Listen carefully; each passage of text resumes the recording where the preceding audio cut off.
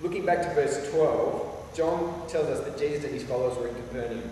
So to get to Jerusalem, they would have had to walk about 120 kilometres south, probably taking them 3 or 4 days. And the time is just before the Jewish Passover feast, which is the time of the year when hundreds of thousands of pilgrims made their way on what for many of them would have been an annual trip to Jerusalem for the week-long festivities of the Passover feast, which you probably know was first celebrated in Egypt just before God set the Israelites free.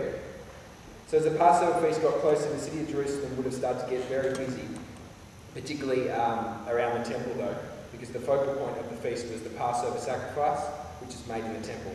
So the events described happen in Jerusalem, and it's at a particularly busy time of the year. Reading from verse 14, in the temple he found people selling cattle, sheep and doves, and the money changers seated at their tables. Now when you hear temple, a lot of images may come to mind, but this is the temple. It wasn't just one of many temples that Jesus could have chosen to walk into. It was the one and only, and it was a massive construction of huge religious and cultural significance, as well as being of great national importance. So, if this is a temple, a church, a place of worship, why are there stalls in it?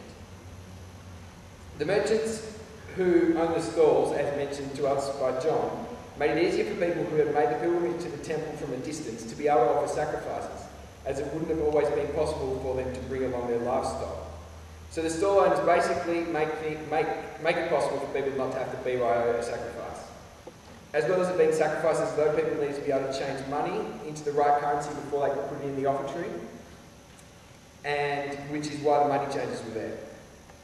Now the merchants were there for a reason, and importantly, their presence in the temple was through an arrangement with the temple priests. It was a business deal, and the temple officials benefited economically from all the trade. Now remember from verse 13 that it was the time of the Passover, so the temple would have been much busier than normal, and there would have probably been many more merchants than normal. I wonder if any of you have been to the Victoria Market on a Saturday morning. For those of you who don't know, it's down that way, I think, on the corner of Elizabeth and Victoria Street.